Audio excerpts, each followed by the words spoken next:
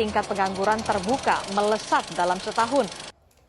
Halo semuanya, di video kali ini kita akan membahas pengangguran, di mana kita akan membahas secara khusus apa itu pengangguran terdidik dan pengangguran terbuka.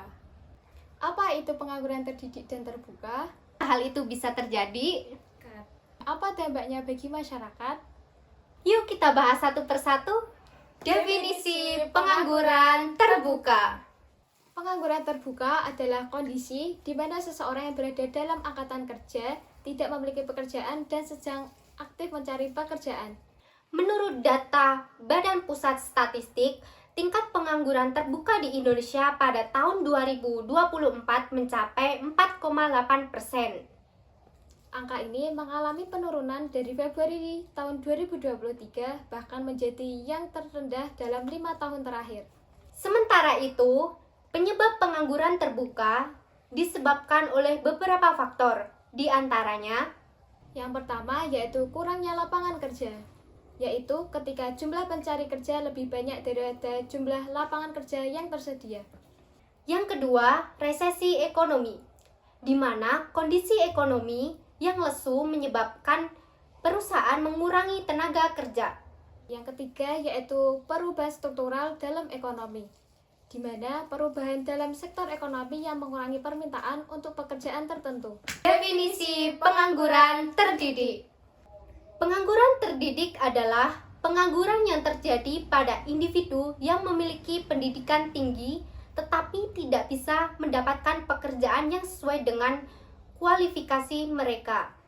Laporan dari Kementerian Pendidikan dan Kebudayaan menunjukkan bahwa sekitar dari lulusan perguruan tinggi di Indonesia masih menganggur.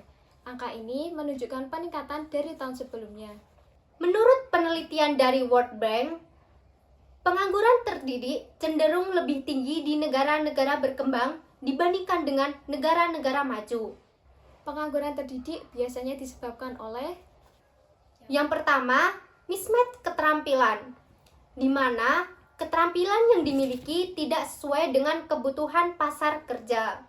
Selanjutnya yaitu overqualification, yaitu ketika seseorang memiliki kualifikasi yang lebih tinggi daripada yang dibutuhkan untuk pekerjaan yang tersedia.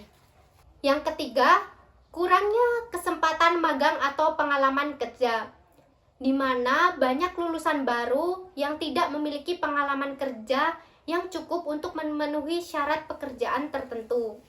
Dampak pengangguran terbuka dan terdidik. Pengangguran terbuka dan terdidik memiliki dampak signifikan, antara lain yang pertama, penurunan kualitas hidup, di mana pendapatan yang tidak ada atau kurang memadai menyebabkan kesulitan ekonomi. Selanjutnya yaitu peningkatan angka kemiskinan, karena pengangguran berkepanjangan dapat menyebabkan peningkatan kemiskinan. Yang ketiga, stres dan masalah kesehatan mental, di mana ketidakpastian pekerjaan yang dapat menyebabkan stres dan masalah kesehatan mental. Yang terakhir, kerugian ekonomi nasional, yaitu pengangguran yang tinggi mengurangi produktivitas nasional dan pertumbuhan ekonomi. Untuk mengatasi pengangguran terbuka dan terdidik, beberapa langkah yang bisa diambil antara lain. Yang pertama yaitu peningkatan kualitas pendidikan dan pelatihan, di mana memastikan kurikulum pendidikan sesuai dengan kebutuhan pasar kerja. Yang kedua, program magang dan pelatihan kerja, di mana memberikan kesempatan kepada lulusan baru untuk mendapatkan pengalaman kerja. Yang ketiga, penciptaan lapangan kerja baru, melalui investasi di sektor-sektor yang potensial menyerap banyak tenaga kerja, sehingga mampu menurunkan tingkat pengangguran. Yang keempat, dukungan untuk wirausaha, di mana dapat mendorong lulusan baru untuk berwirausaha dengan memberikan akses ke modal dan pelatihan. Itulah penjelasan singkat mengenai pengangguran terbuka dan pengangguran terdidik. Semoga video ini dapat membantu kalian memahami lebih dalam tentang penyebab dan solusi dari jenis pengangguran ini. See you and bye-bye!